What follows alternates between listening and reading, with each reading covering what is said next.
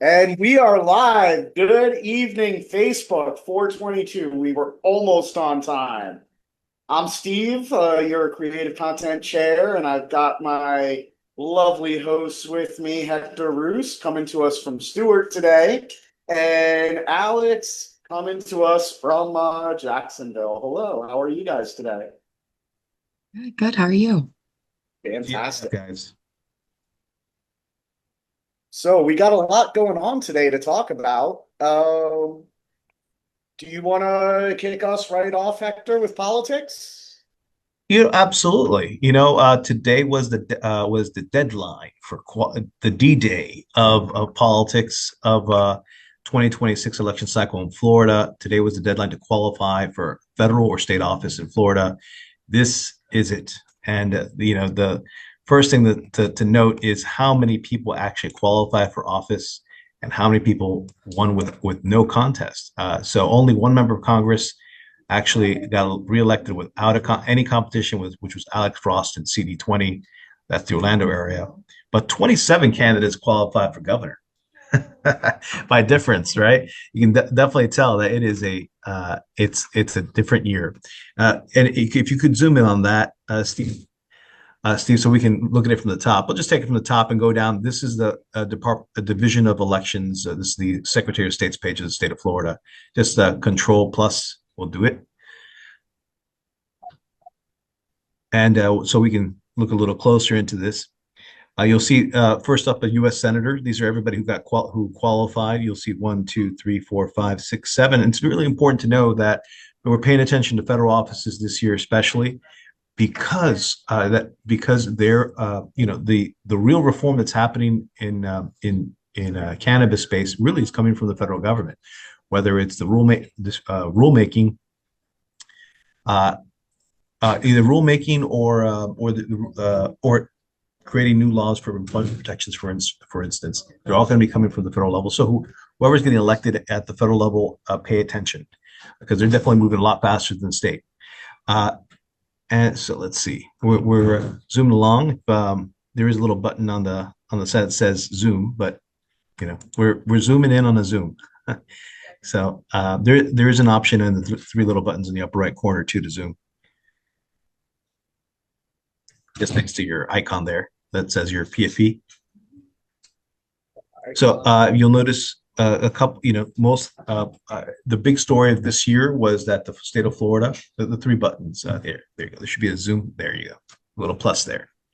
The story of a federal election this year was redistricting, right? So the Florida legislature met a couple weeks back or months at this point to redesign the political landscape and create a lot of new districts out there for us for people to change the political landscape. Some Democrats lost their seats entirely.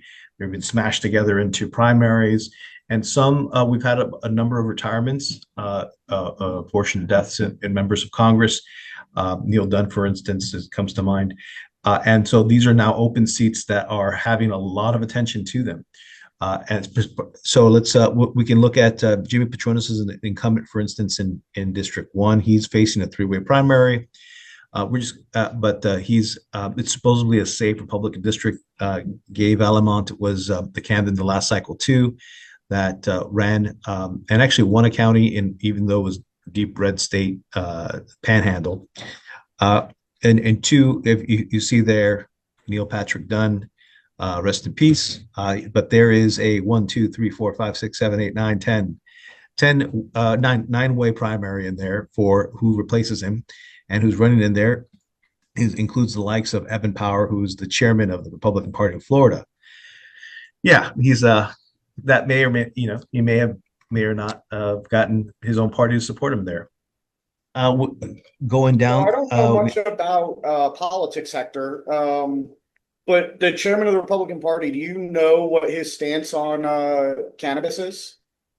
that's a great question, and he has not filled out our questionnaire yet. So Oh, gotcha. he hasn't held elected office before. So we're still waiting to find out what that's going to look like. If you Google his name, maybe you may have. I think this is the Evan Power and that had was that the criminal complaint about him and his wife, something to that effect. Oh, I have no idea Well, any of that. I was curious if he was going to be pro cannabis or not. That's all. Well, he just replaced Christian Ziegler, who was the problem, who was the guy with the problem. But Evan Power, you get into those positions in party politics because you are making deals. So he certainly has made himself a deal that can get him into Congress. There's 28 congressional districts in here. Not all of them are competitive, but basically, which is why you definitely want to, if you're in one of these districts and it's a safe Republican or safe Democrat, you may as well be registered. If you want to vote in those primaries, which will be deciding who's going to get elected, you want to change your voter registration to that political party by basically the beginning of July in order to be allowed to vote in the primaries.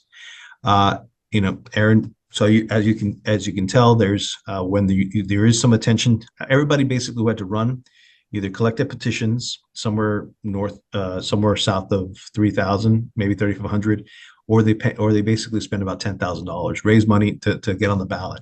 So it is a bit of a commitment to do that. You'll see in District 5 is in the Jacksonville area. If you guys, both you and Lady Alex and Steve, you may notice there's John Rutherford, who was a former sheriff of Duval County. He's been, this is his third term in Congress. So you see that he has some competition there.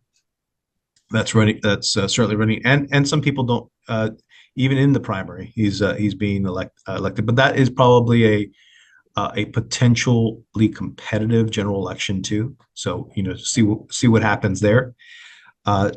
District 6 is the infamous re-election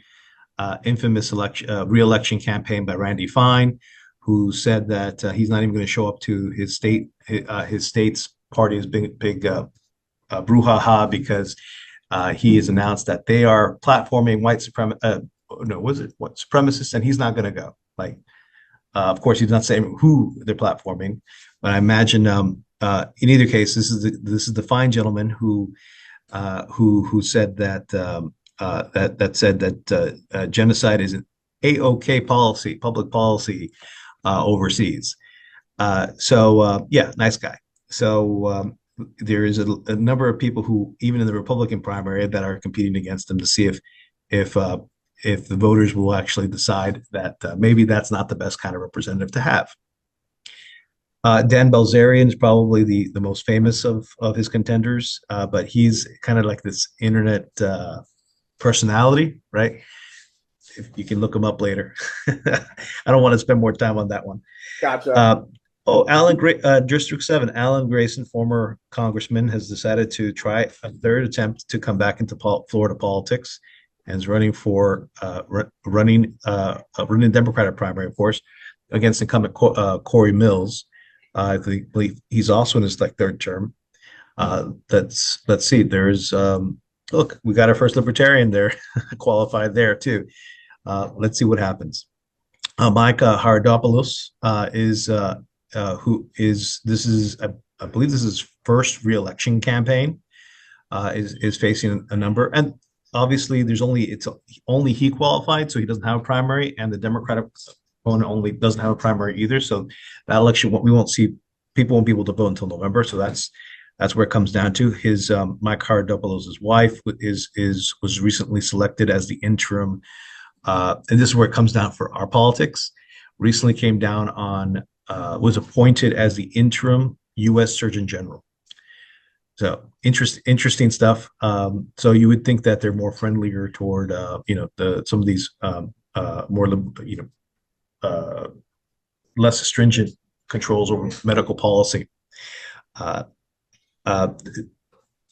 District 9 is one of those is an interesting district. This is one of those. Darren Soto is the incumbent, but the way that this got redistricted is that it's a more favorable to a Republican.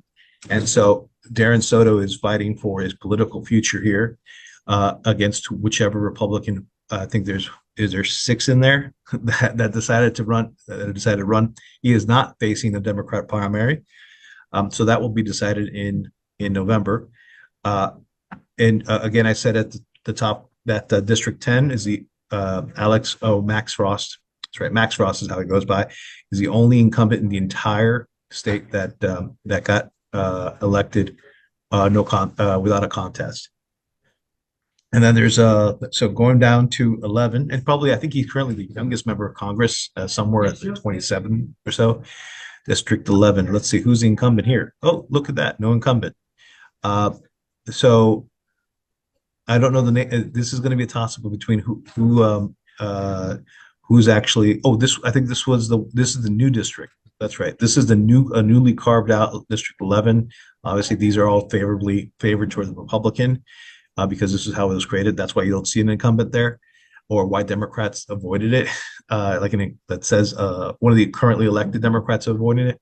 So who knows? I don't know any of these people except maybe Libertarian. There is Major Ralph Groves who wrote intelligence briefings for the White House for two administrations, both the Obama and Trump administration. First the Trump administration, but otherwise I don't know the rest of them. So District 12, there's going to be a primary on the Democrat side against incumbent Gus Bilirakis. I don't know much about him, actually. Maybe we should send him a questionnaire and see what he thinks about our issues. I think that's a great idea. Yeah, I know. Anna Paulina Luna on District 13 is the incumbent there. She originally had beat out, I think this might be her third or fourth term in office. She originally had beat out Charlie Crist for the name blast from the past to win election to Congress. In this kind of year, that's a Tampa Bay area district. So some Democrats are thinking that because of how poorly Trump is doing this cycle in terms of popularity, that it may drag down districts like hers and make it more viable for a Democrat to get elected. And so you see 1, 2, and 3 Democrats going to face off in a primary, and she does not have a primary competitor. District 14, Mike. This is also. Oh, this does. So this is the Kathy Castor's. I believe she's a former mayor of Tampa. I think this is her second cycle for reelection. And it seems that there is a number of Republicans who are running for this. Looks like almost 7 to 8. Obviously, they feel like this is a stronger Republican district, and that Kathy Castor again is fighting like Dan Soto, fighting for their political futures here. And that's what we'll find out in November how it plays out. 15, District 15, Laura Lee. If anybody doesn't remember that name, she used to be the Secretary of State in Florida, and she won elected office. This should be her first reelection campaign. But notice that there's going to be a Democrat primary, but she doesn't have any competition in the Republican primary. Vern Buchanan, he retired. That's why he did not qualify. He was the dean of the congressional delegation. That it means that he'd been the longest serving member up to that point. So he retired, and there's now a number of Democrats and Republicans vying in primaries to decide that. You may notice the name Gruters there. That is the wife of State Senator Joe Gruters, who's also now the Republican National Committee chair of the National Party chair. So Trump endorsed her. So let's see what happens. And we generally know where the Gruters have been, right, on our issues. So whatever that means, it doesn't. Past performance is no indicator for future. For the future, so we'll see. Right. Where was I? Yeah. So we were down in 17. There's 20 more of these, but you get the idea. There's if you see, Greg Stubbe has kind of been friendly on issues in District 17. He was friendly, particularly when he was a Florida House rep in our state capital. He's facing I think this is his third term as a representative, and he has two Democrats who are facing the primary there, but it's going to be generally a safe district for him. District 18, I don't know the incumbent here, Scott Franklin. But there's no primary there, and that's going to be decided in November. District 19, when it starts adding up like this, you better believe that there is no incumbent here. Like I said, a couple of new districts were created basically by picking out the old Democrat districts and making them more, Republican friendly.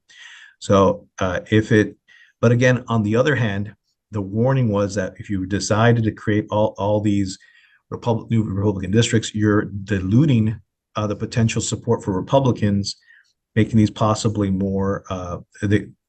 It's potentially that these could actually vote the other way. Not gonna lie to in you, a bad year. that's kind of what I'm hoping for. Yeah. Well, the divided government, right? Never a bad idea. But in general, if we can elect somebody who is going to pay attention to our issues, we don't need that many. We, really, that's just, especially we need just somebody who's going to pay attention. I know a couple of these names are familiar to me. They're basically also rans that run for office in the past. Like I can see even on the Democrat or Republican side, a couple of people have run before, but never won. District 20 is this is the practically the only remaining Black majority minority districts that remain in Florida. This is the consequence of the redistricting. Had a number of members of Congress kind of just pack into this. So you have this Debbie Wasserman Schultz being criticized for running in essentially minority district, and the incumbent Sheila Sharfless McCormick had been under scrutiny for. She's actually been indicted for related to accusations regarding public funds regarding COVID relief funds. And so she's still running, and there's basically whoever wins the Democratic primary in District 20 is more likely than not going to win the general election too. District 21, Brian Mast. So Brian Mast is running for re-election there. He doesn't face any competition to Republicans. There are a number of Democrats running there though, and they will have a primary. But the most important thing for our voters is that Brian Mast is also the head of the Cannabis Caucus in the U.S. House. I don't know if that's if Gary Stein that we've seen he's running his Republican, or actually he didn't qualify. So whichever Gary Stein that is, could be from Florida Normal. It could be not. It's a kind of a common name. 22. This is clearly a safe Democrats district. Not even. So this is more on the. I don't even know what area. It's probably Southwest Florida, and my guess right now that's going to be a very safe Republican district in Palm Beach County, or with a little bit of Broward. 23 again. So this is a newly designed district where Lois Frankel should stay incumbent there. Is running for re-election. She was the former before that she was the county mayor. So she was the mayor of West Palm Beach. Typically anybody who wins that seat is going to more likely than not be a Democrat. 24 is an open seat. That's also the other majority minority district. There, Frederica Wilson retired, and as you can tell, only one Republican filed for it. It is more than likely not whoever wins there in the Democratic primary will be the winner of the in the general election as well. And that is a 1, 2, 3, 4, 5, 6, 7, 8-way primary, which includes former elected official. This is down in Miami where I'm from, so all these names are very familiar, including Kendrick Meek, who's the son of his mother and his mother and his father were both members of Congress actually in the past. It's anyone's guess who's going to win that election. And 25 is the district that is in Broward County, mostly Broward County, but has a piece of Miami and West Palm Beach. It's just a coastal district, and it's supposedly a little more friendly to Republicans, but it could go either way. And you see a couple of two Democrats decided to qualify, so they'll be primaries in both political parties, and 26 is such a safe district for Republicans that the incumbent is most certainly going to win that. But you still have some people trying in the Democrat Party to give them a challenge. 27 is Central East Miami-Dade County. All these, so you have the incumbent Maria Salazar running against probably the leading Democrat candidate there is Elliot Rodriguez, who had been a news reporter for like 40 years. So I grew up watching him on the TV. Interesting. And Maria Salazar also had that kind of had that background too, that she was also a news reporter that everyone grew up with. So it's that's the theme of District 27. District 28 is Southern Miami-Dade County and the Florida Keys. The incumbent there is former Miami-Dade. So is Carlos Jimenez. He I believe this is his third term, and he was formerly the Miami-Dade County mayor.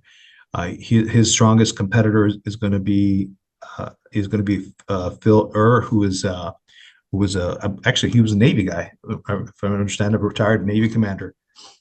So yeah. So but the next thing is, since we're going down the list, the next thing is really governor, and this is where the story gets complicated.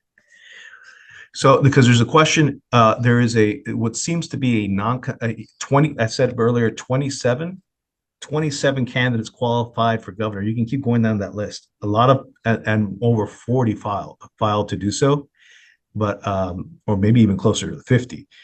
But of all those, the Republican primary, if the Republican primary is whoever wins the Republican primary is supposed to win, considering how Trump won Florida in his reelection or his second election. But of course, who really knows when Trump is so unpopular, at least in public opinion polls. The point is that there's a 6-way primary in the Republican side that has. Again, Trump has endorsed the leading candidate there, who's raised a bunch of money. But if anybody remembers, 8 years ago, there was a former the incumbent governor who did not have a lot of money and his only claim to fame was that he was endorsed by Trump back then. He beat out someone who had been a figure of Florida politics who had more money than what the current front runner there has, who is and the front runner there is what was his name now? You'd have to go up a little bit for me to even catch it. There's so many of these names. Brian Donalds, right? So Congressman Brian Donalds is the front runner in the Republican side. Maybe his second place, according to the polls, is James Fischbach. But there's also Paul Renner, who's a former House Speaker. The current Lieutenant Governor of Jay Collins is running. Now on the Democratic side, we thought it would.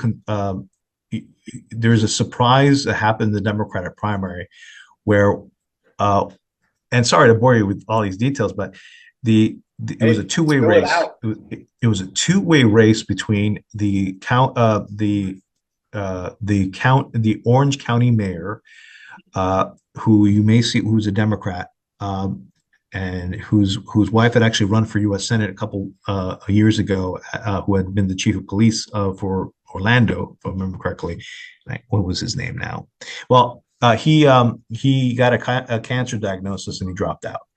So that meant the leading or presumptive nominee would have been David Jolly, who had been a former member of Congress, who had been a registered Republican, left the Republican Party as an anti-Trumper, formed his own party, then joined the Forward Party, then was recruited to go become a Democrat and run in Florida.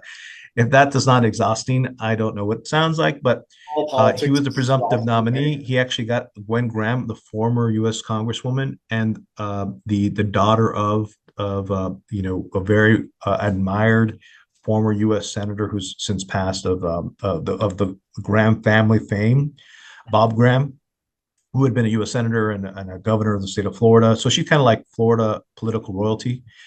Agreed to be his running mate, but then at the last second, State Representative Dottie Joseph, possibly as a say, we're not going to let you have this one for free, representing Black voters in Florida, decided to file really at the last possible moment, and has now made this into a primary contest about what's the future in the Democratic Party going to look like. So, however, I will say though that the professional political opinion makers think that David Jolly and the Gwen Graham ticket would probably be the most moderate, touchy-feely Florida sentiment kind of driven versus anything the Republican Party could actually have for governor. So if he makes it out of his primary with Gwen Graham as his lieutenant governor candidate, I'm sure it's probably the best chance that Democrats would have to win the governor's mansion. And let me tell you something a little bit about David Jolly too. So he does not like cannabis. However, he has publicly stated the public has made up their mind. We voted on it. As far as he's concerned, it's a done deal, and he's ready to push forward sensible legislation. And Republican, Democrat, doesn't matter to me. What perks up my ears is the sensible legislation, because we have too much unsensible legislation going through lately, So as a middle of the road tending blue, I would have to say that he's probably going to get my vote, including in the primary, Understood. I mean, like you said, he's definitely done his best to not be offensive whatsoever. That's a good thing. Facts. Right. Yes. So we're going down that list. The other cabinet members. So just so everybody remembers, Ron DeSantis has been governor for 8 years, and he's been a very strong governor, where the cabinet positions are supposedly co-equal in the state, according to our Constitution. So we have the fight. If you notice, there's not much attention for Attorney General or Chief Financial Officer or the Commissioner of Agriculture. So in the Attorney General's office, James Upmeyer is running for his first election. He was appointed into a vacancy that was left by Moody, who left to become was appointed U.S. Senator. So he is running.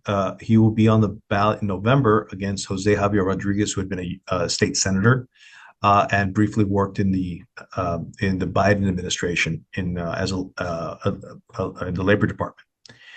Gotcha.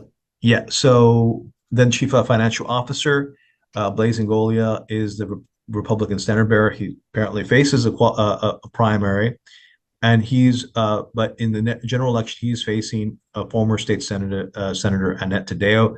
I'm pretty sure is going to win this primary, since she's run for statewide office a number of times.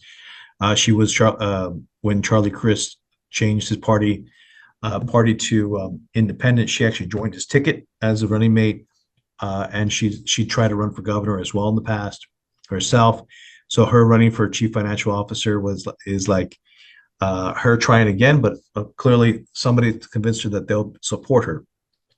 For our purposes, the Commissioner of Agriculture is the second most important cabinet position after governor. Why? Because this is what manages the medical marijuana program. Yes, this sir. office. So the incumbent, of course, is Wilton Simpson. He is facing a contest. Was it a two-way? Oh, look at that, a two-way primary. It's him and Matt Taylor. Matt Taylor changed his name. It's supposed to Matt the Welder, and has been complaining about how corporatized the medical program is, and how the state has not been responsive to the needs of environmental protection as a Republican. So it is interesting. There is some kind of theme out there with people trying to fight for old Florida, like. So there that's the story on the Commissioner of Agriculture, and the rest of it you can see state attorneys are listed here. But the rest of what we really want to consider is for the most part, the next election are going to be state senate. Half of the state senate's up for election. All 120 Florida House seats are up for election.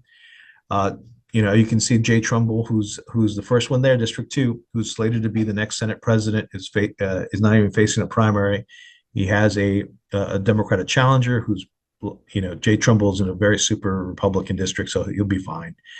A couple names that we've talked that have been reasonably working, supportive of what we've been working on.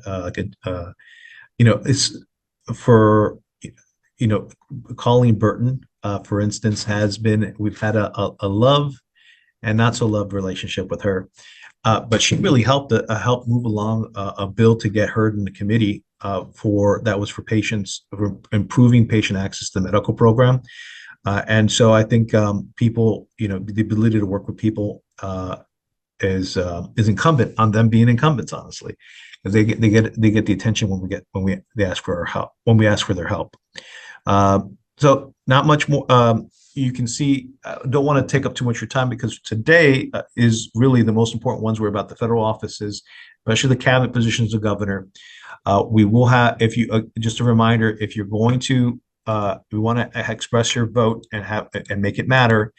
If you are in a district, voting in a district where it leans heavily toward one district, one political party over the other, you will want to actually change your party registration before the beginning of July to make that happen. So that's the political report. And later, up next is, the story of news and history and science, and then we'll round out with what's happening in the Florida Can world. So I yield, Steve, to you. All right, so I've got an interesting news story here. It's not really from Florida, but it's important to Florida politics.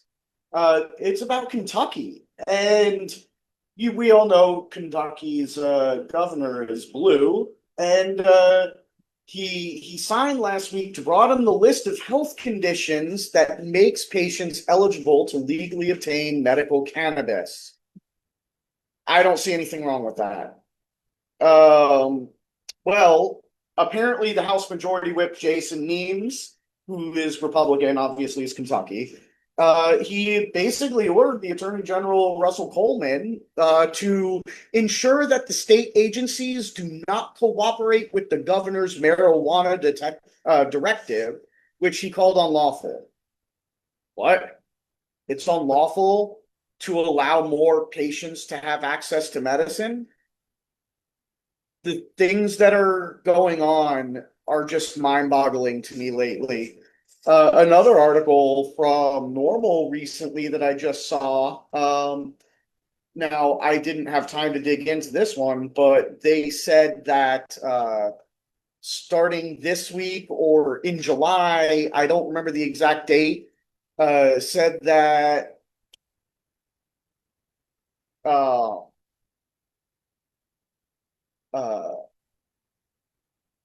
sorry, I got distracted.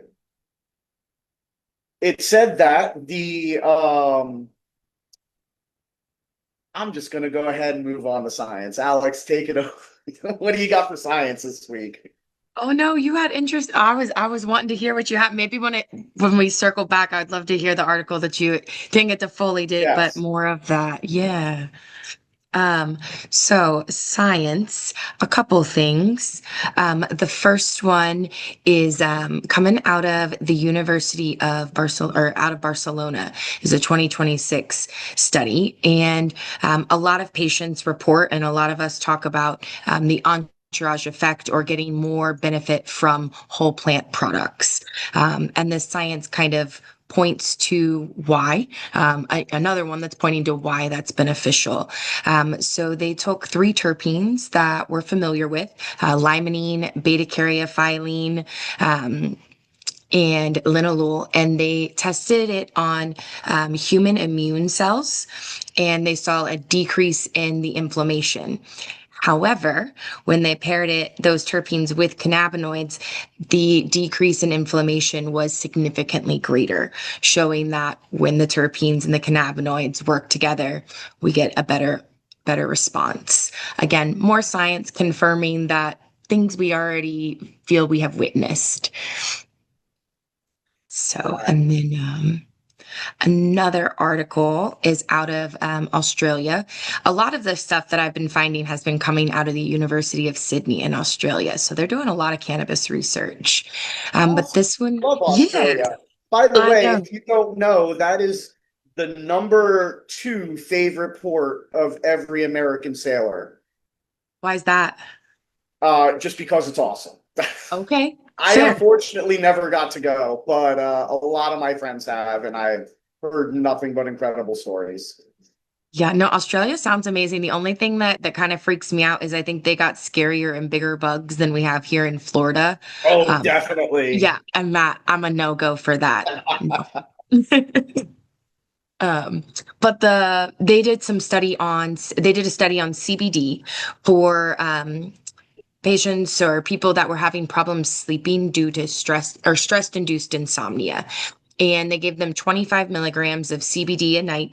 And over 4 weeks, there was a steady progression in these people being able to fall asleep faster, less interrupted sleep, and better overall sleep quality.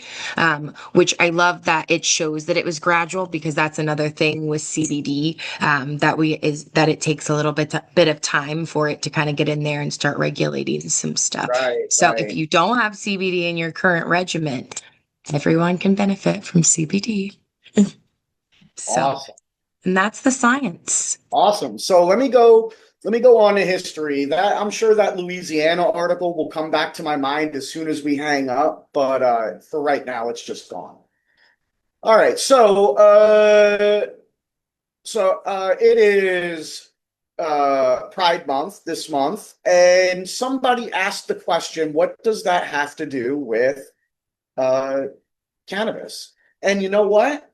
I'm going to tell you what it has to do with cannabis. Has anybody heard of Dennis Peron? Before this person asked that question, I had actually never really heard of him. But let me tell you something. If you've ever walked into a dispensary in this country, you know, he's the one that opened up that door for everybody. He was an Air Force vet. Thank you for your service, sir. He served in Vietnam in the Tet Offensive, came home and landed in San Francisco's Castro district. Originally from the super Italian New York, where a lot of my family's from too, actually. But he ran a cannabis supermarket out of his own apartment and threw himself into activism alongside activist Harvey Milk out in California. And in 1977, the police raided that operation, shot him in the leg, and hauled him off with about 200 pounds of cannabis. He did his time, came right back out swinging. He did not stop. I don't know. After going to jail, I don't know if I'd be able to continue the fight out of fear of going back. But you know what? He did. And then the AIDS crisis hit. You know, he watched his friends suffer, and he saw with his own eyes that cannabis gave those patients relief when nothing else would. You know, his partner, longtime partner, Jonathan West, was dying of AIDS. That was the only thing that gave him any sort of comfort. And in 1991, he passed Proposition P with 79% of the San Francisco vote. And later on that same year, he co-founded San Francisco Buyers Club. Now, 79% in any kind of political arena is just mind-blowing to me. 79%. We can't even get Florida across the 60% line, and they got 79. Amazing. Uh, so he opened up the San Francisco's Buyers Club, which was the first public dispensary in America, and it grew to serve thousands of patients living with AIDS, cancer, and chronic pain. And we will get back to Mr. Perrin later on next week. I would like to make sure that we have enough time to talk about all of our FLCAN happenings because we are running a little long on time today. Alex, would you like to talk about cannabis at the Capitol a little bit? I heard that we got a date. Yeah, so March 9th is our Cannabis at the Capitol date, the day that we will be taking over the second floor rotunda in the Capitol building. And meeting with lawmakers, gathering as activists across the state, all sorts of them. We're planning it right now. So in the past, we've had live plants in the Capitol. So who knows if we'll do that again this year? I hope we do. But yes. So I did hear that one of our board of directors, Carla Ashburn, she is running the Ambassador Weeks, and she's looking for people to join her committee. So if you're interested in helping to both teach and learn how to make these connections with these lawmakers, that's a perfect way to learn. Get in touch with Carla. Oh, Hector came on. Wait a minute. Wait a minute. This is Ambassador Weeks, right? Right. We're doing it again. So this is Oh, is it committee weeks? Did I miss this is the weeks. Yeah, this is the weeks before the session where no one's rushing. You have time to talk to legislators and their staff. You get to really know them. We had some amazing conversations with people last year leading up to the regular legislative session, and it's if you can take the time to separate a few days to go to Tallahassee when really nothing else is really happening, it's not that busy. You get all this access with your lawmakers, and they really appreciate it because no one really takes the time to talk to them. They think I don't know why, but democracy somehow works when people show up. Who would have thought, right? Who would have thought? It was a lot of fun. It is a lot of fun because you do meet people who are just about as passionate as you are on these issues, these are relationships that you'll see continue through to the legislative session itself, and it's a very vital part of the conversation of how we develop legislation in the first place. That's how we started getting the legislation done last election cycle too, because we started early, and this is part of that strategy. So you definitely got to be there if you can. Wonderful, wonderful. In other FLCAN news, I'm going to let Hector talk about this one, but we've partnered with the Parabola Law Center. Hector, you want to tell us a little bit more about that? Absolutely. So, and I really appreciate the story about Dennis, by the way. That is incredible that people work hard to convince others and get such a super majority of people to support a good policy, good law. So July 18th, the FLCAN has teamed up with the Parabola Center for Law and Policy on their fourth annual People Over Profits Anti-Monopoly Cannabis Policy Crash Course. It's going to be held Saturday, again, July 18th, down in the Fort Lauderdale area at the African American Research Library and Cultural Center in historic Sistrunk. The crash course will bring together cannabis policymakers, regulators, activists, growers, educators, retailers, patients, and other industry participants who share the common goal of ensuring that the cannabis industry prioritizes people over profits and stands up to corporate greed, power and greed. Together, we will build a movement that creates a future for cannabis legislation rooted in the principles of justice, economic empowerment, and fair opportunity for all.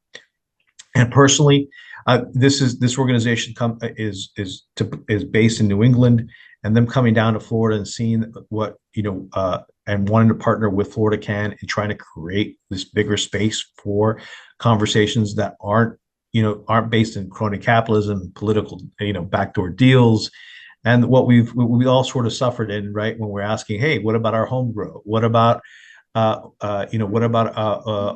less restrictions on the recommendations, right? But why do we have to go back so many times? And heck, like we've been asking, what about veterans cards, reduced or free cards for veterans, right?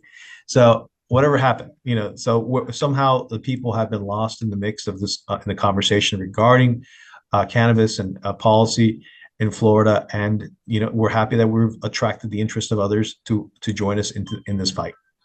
Absolutely. And I know Chanel Lindsay, who's a part of the Parabola Law Center, she's an FLCAN member, and she was at CAC last year. That's how we met. So thank you very much, Chanel, for supporting Florida Cannabis Action Network. All right. I think the last note for this week is register to vote. If you want to vote in the primaries, you got to be registered by the first week in July, like Hector said many times. And you know what? Alex will attest to this. We've been having a lot of conversations here in Jacksonville, and Scott Bledsoe, one of our founding members, he's been hanging out with us a lot, giving us a lot of education. I love listening to him talk, if you ever get to hear his stories. But he's sitting there telling us how some of these races are decided by as little as 100 votes. So if you think your vote doesn't matter, you're wrong. You got to get out there and you got to tell them what you want. You cannot complain if you don't participate in the process, That's absolutely right. Sometimes it's even less than 100 votes. So you just don't know what difference your voice will make until you use it. Absolutely. All right. Well, I think that's about everything everybody's got for Elevated Intel this evening. It was wonderful talking to you, Hector, and Lady Alex. Always a pleasure for both of you. Honestly, I can listen to both of you talk forever. Shout out to Jodi, who couldn't join us today. Hope she's feeling better and out wherever she is. Absolutely. Jodi, please feel better.